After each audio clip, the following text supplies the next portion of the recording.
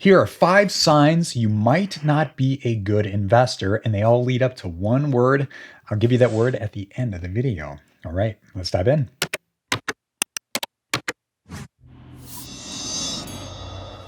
Number 1, you're easily triggered by comments online. So I was talking to somebody within the last year or two, and they made a really good comment that pretty much said, no successful person takes time out of their day to troll or make comments online. And in most cases, this is very true. Sometimes you'll see some successful people on X or Twitter, but nowhere else do you see people on Instagram, YouTube, Reddit, spending time in their day making comments or trolling. The reason is they're usually building or leading businesses, and the big part behind that is they're serving their customers. So if somebody's taking time out of their day, if you're taking time out of your day to make comments or troll or react to something online, you might want to ask the question, what could I be doing that makes an impact or solves a problem?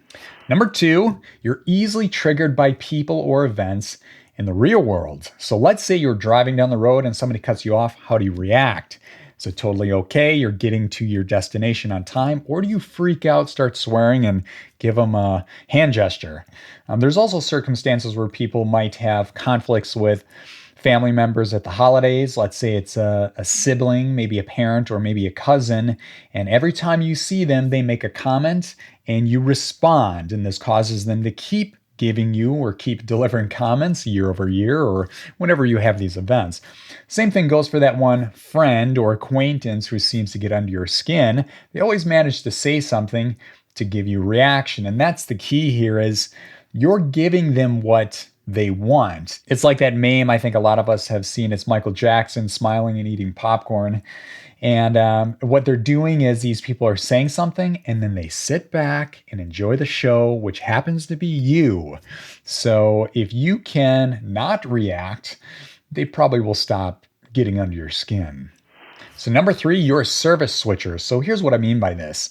I've talked to people who switch financial advisors quite often. In fact, I remember one person I was talking to, they switched financial advisors 3 years in a row. And I asked them, what are you doing? And the response was, well, the next person I talked to said they can get me 1 or 2% better than the previous person. And then they talked to somebody else and then they switched to that person. And my response was, their job is not to give you better returns or to build your wealth. And at that point, this person was kind of looking at me like I'm a maniac. And they're like, what are you talking about? I'm like, a financial advisor's job or wealth manager, their job is not to build your wealth. It's to protect it. And we even have people in the Tykr community who are advisors and wealth managers. I've even had these people on my podcast. And they will 100% agree with me. Their job is to protect your wealth. So here's a perfect example, and I said this in other videos. If you're nearing financial independence or retirement, definitely work with a financial advisor. They'll protect your money. Or if you sold a business, sold some real estate, or inherited some capital, that's another great circumstance where definitely talk to an advisor and they will protect your wealth. But if you're somebody who's switching from advisor to advisor thinking they can build your wealth faster, that's a big mistake. Here's another example in the same category of service switching. People switching cell phone providers to save $5 a month. Or insurance providers. This one, I know a lot of people here in the States, they'll switch service providers on their insurance just to save a few bucks a month. When in that process, you're usually with your insurance provider, or if you have a rep like I do, you sever the relationship, you ruin the relationship, and you spend a lot of time and energy just to save sometimes 5, 10, 15, 20 bucks a month. Is it worth it? And I've seen this with people switching banks. In fact, I saw a YouTuber with a specific video highlighting how much they can get when they switch to a particular bank. I think it was like $100 or something. It was not reoccurring $100, a one-time effort to switch, move all your money from one bank to another. It's really not worth it. Number 4, you dwell on the small stuff. So when I had an agency back in the 2000s, we were doing a lot of website work, a lot of software work. A lot of our customers were small and mid-sized businesses, mostly small businesses. And I ran into an issue, and this is one reason why I told myself I never want to go back into the service model again. A lot of these small business owners, and this is not all small business owners, but it was a lot, they were dwelling on things that did not produce revenue for the business. For example, people getting hung up on the colors of their website, the design of their website, the photos used on their website. And I would ask them a question. This usually would set them off. I would ask them, does any of this produce revenue? And in most cases, they would just look at me again like I'm some kind of maniac. And I really found a lot of frustration in that, a lot of dwelling in the small things.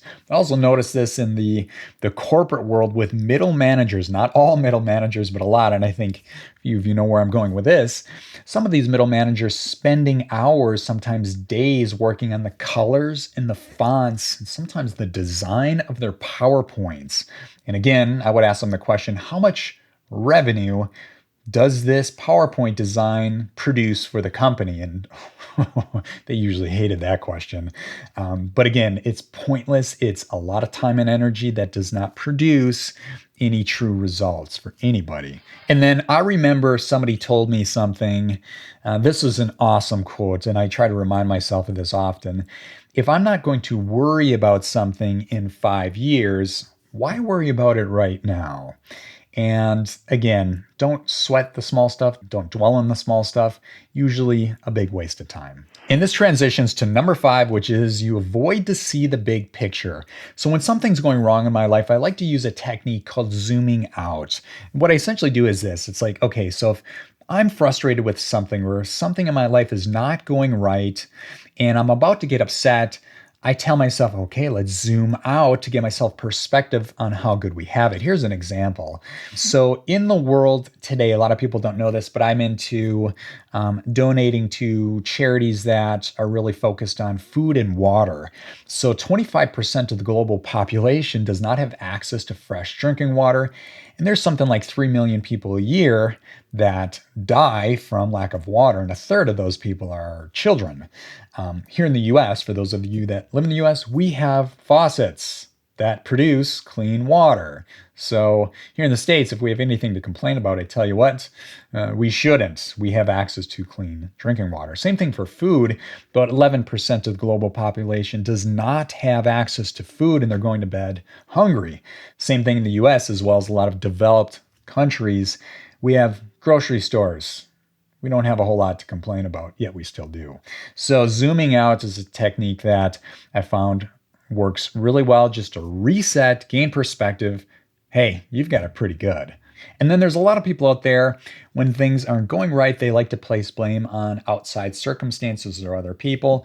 We have to do a better job of taking responsibility, taking ownership, and don't play the victim. So just to summarize those 5 signs, number 1, you react to comments online. Number 2, you react to people and circumstances in the real world. Number 3, you're a service switcher. Number 4, you dwell on the small stuff. And number 5, you avoid to see the big picture. All 5 signs lead up to one word, and that's emotions. If you let emotions control you, you're not going to be a good investor. But if you can control your emotions, you can actually be a very good investor. I've talked about this in other videos. You don't have to be the smartest person in the room. You don't have to be an expert at business or math to be a good investor. In order to be a good investor, if you can control your emotions, you can actually do very well in the stock market. Okay, I probably opened up a can of worms. I'm probably going to see some comments down below. Totally get it. But I'd love to see what you guys have to say. If you like this video, hit that like button. If you want to see more like it, hit that subscribe button. And if you want to learn more about investing and find some really strong stocks you can invest in today, we invite you to join Tykr for free. All right, we'll see you in the next video. Bye for now.